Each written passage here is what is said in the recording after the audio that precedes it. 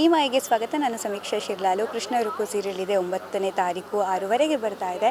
But 6:30ಗೆ ಯಾರು ಬರ್ತಿದ್ದಾರೆ ಗೊತ್ತಾ? ಕೃಷ್ಣ ಬರ್ತಿದ್ದಾರೆ. ಕೃಷ್ಣ ನನ್ನ ಜೊತೆ ಇದ್ದಾರೆ, ಅವ್ರ ಜೊತೆ ಮಾತಾಡೋಣ.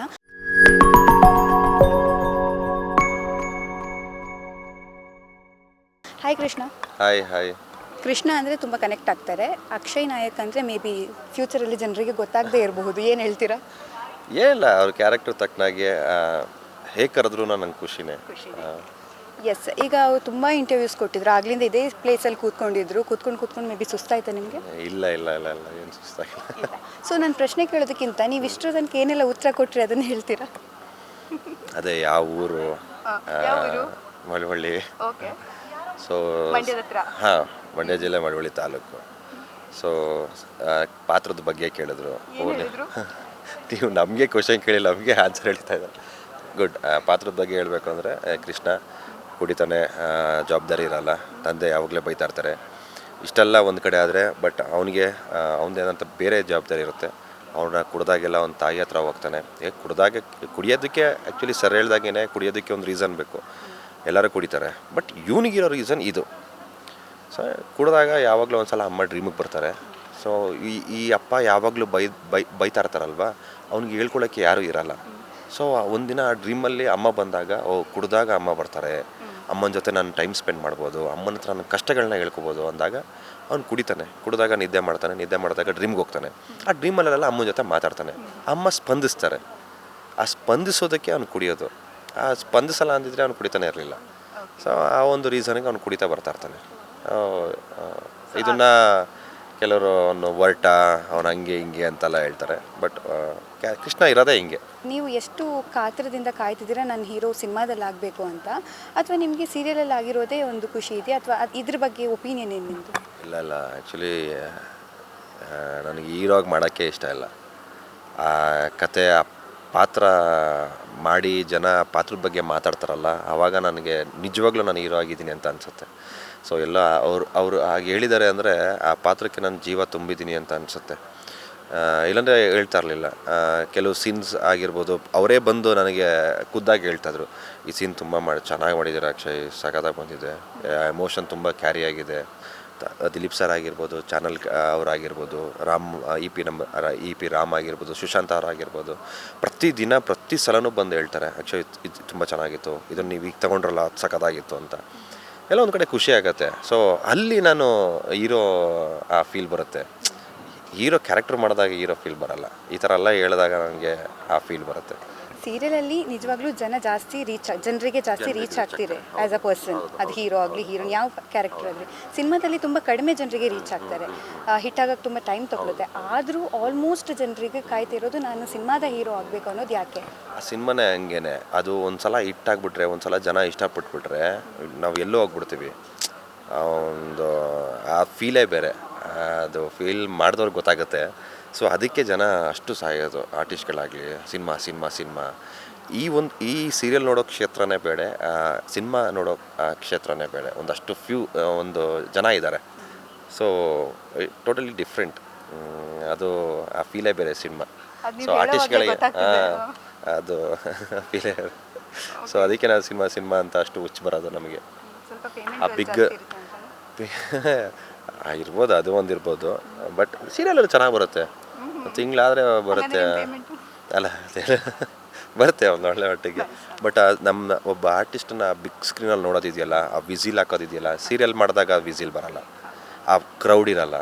ಆ ಥಿಯೇಟ್ರಲ್ಲಿ ಅಷ್ಟು ಜನ ನಿಂತು ಟಿಕೆಟ್ ತೊಗೊಂಡು ಆ ವಿಸಿಲ್ ಹಾಕೋದಿದೆಯಲ್ಲ, ಎಲ್ಲೋ ನಿಂತ್ಕೊಂಡು ನೋಡಿದಾಗ ಕಣ್ಣಲ್ಲಿ ನೀರು ಬಂದ್ಬಿಡುತ್ತೆ ಆರ್ಟಿಸ್ಟ್ ಆದವ್ರಿಗೆ. ಅದು ಬೇಕು. ಸೊ ಅದಕ್ಕೋಸ್ಕರ ಅಷ್ಟೆಲ್ಲ ಮಾಡೋದು. ಸೀರಿಯಲಲ್ಲಿ ನಿಮ್ಮ ಅಣ್ಣ ಮಾತಾಡುವಾಗ ಹೇಳಿದ್ರು, ಅವ್ನು ಎಲ್ಲೆಲ್ಲಿ ಬಿದ್ದಿರ್ತಾನೆ ಅಂತ ನಂಗೆ ಗೊತ್ತಿರುತ್ತೆ, ಅಲ್ಲಿಂದ ನಾನು ಎತ್ಕೊಂಡು ಬಂದುಬಿಡ್ತೀನಿ ಅಂತ. ಸೊ ನಿಮ್ಮ ಸ್ಪಾಟ್ ಎಲ್ಲ ಯಾವುದು ಅಂತ? ನಂದು ಮೈನ್ ಸ್ಪಾಟ್ ಬಂದು ಸಮಾಧಿ, ನಮ್ಮ ಅಮ್ಮನ ಹತ್ರ. ಅದು ರಿಯಲ್ ಸಮಾಧಿ. ಇದೇನೇ ಹೇಳಿದ್ದು, ಎಲ್ಲ ಥರ ಎಕ್ಸ್ಪೀರಿಯೆನ್ಸ್ ಮಾಡಿದ್ದೀವಿ ಈ ಒಂದು ಸೀರಿಯಲಲ್ಲಿ. ನಾನು ಒಳ್ಳೊಳ್ಳೆ ಫೈಟ್ ಮಾಡಿದ್ದೀನಿ, ಅದು ತುಂಬಾ ಇಷ್ಟ ಆಗಿದೆ ಜನಕ್ಕೆಲ್ಲ. ಇಲ್ಲಿ ನಮ್ಮ ಪ್ರೊಡಕ್ಷನಲ್ಲಿ, ನಮ್ಮ ಚಾನಲ್ ಅವ್ರಿಗೆಲ್ಲ ತುಂಬ ಇಷ್ಟ ಆಗಿದೆ. ಅದು ಬಿಟ್ಟರೆ ನೆಕ್ಸ್ಟು ಈ ಸಮಾಧಿ ಹತ್ರ ನಮ್ಮ ಅಮ್ಮನ ಮೇಲೆ, ಸಮಾಧಿ ಮೇಲೆ ಮಲಗಿರ್ತೀನಿ ನಾನು. ಮಧ್ಯರಾತ್ರಿ ಲಿಟ್ರಲಿ ಒಂದು 5 to 6 hours ನಾನು ಸಮಾಧಿ ಮೇಲೆ ಮಲಗಿ, ರೈನ್ ಎಫೆಕ್ಟು 6 ಅವರ್ ಕಂಟಿನ್ಯೂಸ್ ಆಗಿ ರೈನ್ ಎಫೆಕ್ಟಲ್ಲಿ ಕೂತಿದ್ದೀನಿ ಸಮಾಧಿ ಮೇಲೆ ಸಮ್ಮತಿ ಮೇಲೆ. ಅದು ಇಲ್ಲ ಆ್ಯಕ್ಷನ್ ಹೇಳಿದಾಗ ಭಯ ಅದು ಏನು ಬರೋದೇ ಇಲ್ಲ, ಆ ಫೀಲ್ಗೆ ಹೋಗ್ಬಿಟ್ಟಿರ್ತೀವಿ. ಸೊ ಲಿಟ್ರಲಿ ಒಂದು 6 ಅವರ್ಸ್ ನಮ್ಮದೇ 12 ಗಂಟೆಗೇನೋ ಸ್ಟಾರ್ಟ್ ಆಗಿದ್ದು, 6 ಗಂಟೆಗೇನೋ ಕಟ್ ಆಗಿದ್ದು. ಸೊ ಅಲ್ಲಿವರೆಗೂ ಸಮಾಧಿ ಮೇಲೆ ರೈನ್ ಎಫೆಕ್ಟಲ್ಲಿ ಶೂಟ್ ಮಾಡಿರೋದು. ಸೊ ಈ ಥರ ಎಲ್ಲ ಎಕ್ಸ್ಪೀರಿಯನ್ಸ್ ಆಗಿದೆ. ನಾನು ಯಾವತ್ತೂ ಸಮಾಧಿ ಹತ್ರ ಓದೋನೆಲ್ಲ ನೋಡ್ದೋನು ಅಲ್ಲ. ಸೊ ಅಲ್ಲೋಗಿ ಮಲಗಿದ್ದೀನಿ, ಹಿಂಗೆಲ್ಲ ಮಲಗಿ ಅದು ಯಾರ್ದೋ ಸಮಾಧಿ ಏನೋ ಗೊತ್ತಿಲ್ಲ. ಸೊ ಆ ಥರ ಎಲ್ಲ ಎಕ್ಸ್ಪೀರಿಯನ್ಸ್ ಮಾಡಿದ್ದೀವಿ. ಸೊ ಖುಷಿ ಆಗುತ್ತೆ ಆ ಥರ ಎಲ್ಲ. ಆ್ಯಕ್ಚುಲಿ ಸಮಾಧಿ ಅಂತ ಹೇಳುವಾಗ ನನಗೆ ಈ ಪ್ರಶ್ನೆ ಕೇಳಬೇಕು ಅಂತ ಅನಿಸುತ್ತೆ. ಈ ಮೂಢನಂಬಿಕೆಗಳಿರುತ್ತೆ. ಈಗ ನಿಮ್ಮ ಅಮ್ಮನ ಜೊತೆ ಏನಾದರೂ ನೀವು ಹೇಳಿದ್ರೆ ಸಮಾಧಿಗೆ ಹೋಗಿ ಮಲಗಿದ್ದೀನಿ ಅಂತ, ಇಲ್ಲೊಂದು ದಾರ ಅಲ್ಲೊಂದು ಪೂಜೆ ಅಂತ ಮಾಡಿಬಿಡ್ತಾರೆ. ಸೊ ಈ ಥರದ್ದು ನೀವು ಅಮ್ಮನಿಗೆ ಹೇಳಿದ್ದೀರಾ ಅಥವಾ ಈ ಮೂಢನಂಬಿಕೆ ಬಗ್ಗೆ ಏನು ಹೇಳ್ತೀರಾ? ಅಮ್ಮಗೆ ವೀಡಿಯೋನೇ ಕಳಿಸಿದ್ದೆ. ಅವರು ಏನು ಕಾಲಿಗೆ ಕಪ್ಪಚ್ಚು ಅದು ಇದು ಅಂತ ಎಲ್ಲ ಹೇಳಿದ್ರು. ಹಾಂ ಆಬ್ವಿಯಸ್ಲಿ ಅಂತಾರೆ, ನಾವು ಮಂಡ್ಯದವರು ಅಂತಾರೆ. ಸೊ ನಾನು ಏನೂ ಮಾಡಿರಲಿಲ್ಲ ಏನೋ. ಬಟ್ ನೀವು ಬಿಲೀವ್ ಮಾಡ್ತೀರಿ ಇಂಥದ್ದು ಏನಾದರೂ ನೆಗೆಟಿವ್ ಆದಾಗ, ಓಕೆ ಮೇ ಬಿ ಹಿಂಗಾಗಿತ್ತು ಅದಕ್ಕೆ ನಂಗೆ ಹಿಂಗೆ ಹಿಟ್ ಆಗ್ತಿದೆ ಅಂತ? ಇಲ್ಲ, ನನಗೆ ಆ ಥರ ಮೂಢನಂಬಿಕೆ ಎಲ್ಲ ಇಲ್ಲ. ಬಟ್ ನಮ್ಮ ತಾಯಿ ಹೇಳಿದಾಗೆಲ್ಲ ನಾನು ಫಾಲೋ ಮಾಡ್ತೀನಿ. ಅಟ್ಲೀಸ್ಟ್ ಅವರು ನೆಮ್ಮದಿಗೋಸ್ಕರ ಅಂತ ಹಚ್ಚಿದ್ದೆ. ನಾನು ನಮ್ಮ ಅಣ್ಣಂಗೆ ಹೇಳ್ದೆ, ಬರಲಿ ಅಂದೆ, ಸಮಾಧಿ ಹತ್ರ ಮಾಡ್ತಾಯಿದ್ದೀವಿ, ಯಾರಿಗೆ ಬೇಕು ಬಾಯ್ಲಿ ಕಪ್ ಹಚ್ಚೋಣ ಅಂದ್ಬಿಟ್ಟು ಅದೆಲ್ಲ ಹಚ್ಕೊಂಡು ಮಾಡಿದ್ದು. ಬಟ್ ಆ್ಯಕ್ಷನ್ ಹೋದಾಗ ಸ್ವಲ್ಪ ಭಯ ಆಗ್ತಾಯಿತ್ತು. ಆ ಆ್ಯಕ್ಷನ್ ಹೇಳಿದಾಗ ರೈನ್ ಎಫೆಕ್ಟಲ್ಲಿ ನಾನು ಎಲ್ಲಿ ಕೂತಿದ್ದೀನಿ ಏನು ಅಂತಲೇ ಫೀಲ್ ಆಗ್ತಿರ್ಲಿಲ್ಲ. ಲಿಟ್ರಲಿ ನಮ್ಮ ಅಮ್ಮ ಮುಂದೆ ಇದ್ದರೆ ನಾನು ಇದನ್ನೇ ಮಾಡ್ತಿದ್ದೀನಿ ಅಷ್ಟೇ ಇದ್ದಿದ್ದು. ಸೊ ಒಳ್ಳೆ ಎಕ್ಸ್ಪೀರಿಯನ್ಸ್ ಅದು. ಸೊ ಆರ್ಟಿಸ್ಟ್ ಆಗಿ ಎಲ್ಲ ಎಕ್ಸ್ಪೀರಿಯೆನ್ಸು ಮಾಡಬಹುದು ಅನ್ನೋದಲ್ವಾ. ಬಟ್ ನನಗೇನು ಅನಿಸುತ್ತೆ ಅಂದರೆ, ನೀವು ಮಾತಾಡುವಾಗ ನಿಮಗೆ ತುಂಬ ಅರ್ಜ್ ಇತ್ತು ಸಿನಿಮಾ ಅಥವಾ ಸೀರಿಯಲ್ ಬರಬೇಕು, ನಾನು ನಟನೆ ಮಾಡಬೇಕು, ನನ್ನನ್ನು ಮೆಚ್ಕೋಬೇಕು, ನನ್ನ ಕೆಪಾಬಿಲಿಟಿ ಏನಿದೆ ಅದನ್ನು ನಾನು ಜನರಿಗೆ ತೋರಿಸ್ಬೇಕು ಅನ್ನೋದು ನಿಮ್ಮ ಪ್ರತಿ ಮಾತಲ್ಲೂ ಗೊತ್ತಾಗುತ್ತೆ. ಸೊ ಆ ಅರ್ಜಿ ಯಾಕೆ ಮತ್ತು ಯಾಕೆ ಅದು ಹುಟ್ಕೊಳ್ತು? ಅಲ್ಲ, ಅದು ಹುಟ್ಟಿದ ಮೇಲೆ ಅದು ಬೆಳೆಸ್ಬೇಕಲ್ಲ. ನೀವು ಏನು ಅಂದರೆ ಸಿನಿಮಾ ಇಂಡಸ್ಟ್ರಿಗೆ ಬಂದಿದೆ? ಇಲ್ಲ, ನಾನು ಕಲ್ತಿದ್ದು ಏನು ಕಲ್ತಿಲ್ಲ. ಹಿಂಗೆ ಕೆಲವರು ಜನ ನೋಡಿ ಕಲ್ತಿದ್ದು ಅಷ್ಟೇ. ನಾನು ಜಿಮ್ ಟ್ರೈನರಾಗಿ ಬಂದಿದ್ದು. ಅದಾದಮೇಲೆ ನನ್ನ ಸ್ನೇಹ ಅಂತ ಒಬ್ಬರು ಇದ್ದಾರೆ, ನನ್ನ ಕಸಿನು. ಸೊ ಇಲ್ಲಿವರೆಗೂ ಬಂದು ನಿಂತಿದ್ದೀನಿ ಅಂದರೆ so because of that back bone ಅವರೇನೆ, ಸ್ನೇಹ ಅಂತ. ಸೊ ಅವ್ರು ತುಂಬಾ ಸಪೋರ್ಟ್ ಮಾಡಿದ್ರು, ಮಾಡು ಅಂತ. ಸೊ ಅಲ್ಲಿಂದ ಇಲ್ಲಿವರೆಗೂ ಬಂದು ನಿಂತಿದ್ದೀವಿ ಅಷ್ಟೇ. ಅದು ಬಿಟ್ಟರೆ ಏನಿಲ್ಲ. ಅರ್ಜಿದ್ಯಾ ಸಿಕ್ಕಾಪಟ್ಟೆ ಇದೆ, ಈಗಲೂ ಇದೆ. ನೋಡೋಣ ಅದು ಎಲ್ಲಿ ಕರ್ಕೊಂಡೋಗಿ ನಿಲ್ಲಿಸುತ್ತೆ ಅಂತ ಇವ್ರುಗಳು ಸಪೋರ್ಟ್ ಮಾಡಿದ್ರೆ. ಖಂಡಿತ ಸಪೋರ್ಟ್ ಆಡಿಯನ್ಸದು ಬೇಕು, ಎಲ್ರದ್ದು ಸಪೋರ್ಟ್ ಬೇಕು ಅಂತ ಹೇಳ್ತಾ, ಕೃಷ್ಣ ರುಕ್ಕು ಇದೇ 9ನೇ ತಾರೀಕು ಬರ್ತಾ ಇದೆ. ಸೊ ಪುಟ್ಟಕ್ಕನ ಮಕ್ಕಳನ್ನು ನೀವು ಈಗ ಮರೆಸಿ ಕೃಷ್ಣ ರುಕ್ಕುನ ಮೆರೆಸಬೇಕು.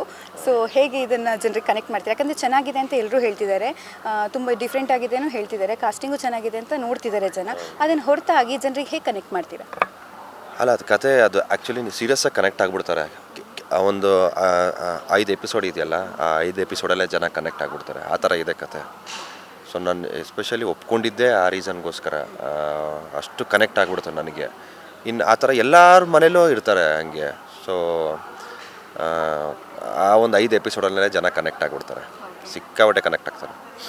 ಬಿರಿಯಾನಿ ಎಲ್ಲ ದಿನ ತಿಂತಿದ್ದೀರಾ? ಒಂದಿನ ನಾನು ಬಿರಿಯಾನಿ ಅಂತೂ ತಿಂತೀನಿ ಒಂದಿನ. ಓಕೆ. ಸೊ ಪ್ರೊಡಕ್ಷನ್ ಎಲ್ಲ ಫುಲ್ ಸೆಟ್? ಹಾಂ, ಪ್ರೊಡಕ್ಷನ್ ಎಲ್ಲ ಆಗಿರ್ಬೋದು, ಇಲ್ಲ ಹೊರಗೆ ನಮ್ಮ ಮನೇಲಿದ್ದಾಗಲೂ ಆಗಿರ್ಬೋದು. ಬಟ್ ಒಂದಿನ ಅಂತೂ ಬಿರಿಯಾನಿ ತಿಂತೀನಿ. ನಾನು ಬಿರಿಯಾನಿ ಲವರ್ ನಾನು. ಸೊ ಒಂದಿನ ಒಂದು ಬಿರಿಯಾನಿ ಇದ್ದಿದ್ದೆ. ಈಗ ಕೃಷ್ಣ ಆಗಿ ಕೊನೆಯದಾಗಿ ಎಲ್ಲರನ್ನ ಬರಮಾಡ್ಕೊಳ್ಳಿ ಪ್ರೀತಿಯಿಂದ ನಿಮ್ಮ ಮನೆಗೆ. ಎಲ್ರಿಗೂ ನಮಸ್ಕಾರ. ನಾನು ನಿಮ್ಮ ಕೃಷ್ಣ ಮಾತಾಡ್ತಾ ಇದ್ದೀನಿ. ನಮ್ಮಪ್ಪ ಇಷ್ಟು ದಿನ ಬೈತಿದ್ದಾರೆ, ಆ ನೋವು ನನಗಿದೆ. ದಯವಿಟ್ಟು ಆ ನೋವನ್ನ ಮರೆಸ್ಬೇಕು ಅಂದರೆ ನೀವು ಡೈಲಿ ಸೀರಿಯಲ್ ನೋಡಿ ನಮಗೆ ಪ್ರೋತ್ಸಾಹಿಸಬೇಕು, ನಿಮ್ಮ ಪ್ರೀತಿ ಕೊಡಬೇಕು. ಇದೇ 9ನೇ ತಾರೀಕಿಂದ ಸಂಜೆ 6:00ವರೆಗೆ ಬರ್ತಾಯಿದ್ದೀವಿ, ನೋಡಿ ಹಾರೈಸಿ. Thank you. ಎಸ್, ಖಂಡಿತವಾಗ್ಲೂ ಕೃಷ್ಣ ರುಕ್ಕು ನಿಮ್ಮ ಮನೆಗೆ ಬರ್ತಾ ಇದ್ದಾರೆ. ನೀವು ಅವರನ್ನು ಪ್ರೀತಿಯಿಂದ ಆಹ್ವಾನ ಮಾಡ್ಕೊಳ್ಳಿ, ಬರಮಾಡ್ಕೊಳ್ಳಿ ಅಂತ ಹೇಳ್ತಾ, ಅವ್ರಿಗೂ ಒಳ್ಳೆಯದಾಗಲಿ, ಎಲ್ರಿಗೂ ಒಳ್ಳೆಯದಾಗಲಿ ಅಂತ ಹೇಳ್ತಾ, ವಿಡಿಯೋ ನೋಡ್ತಾ ಇರೋರು ಲೈಕ್ ಮಾಡಿ, ಶೇರ್ ಮಾಡಿ, ಕಮೆಂಟ್ ಮಾಡಿ. Thank you.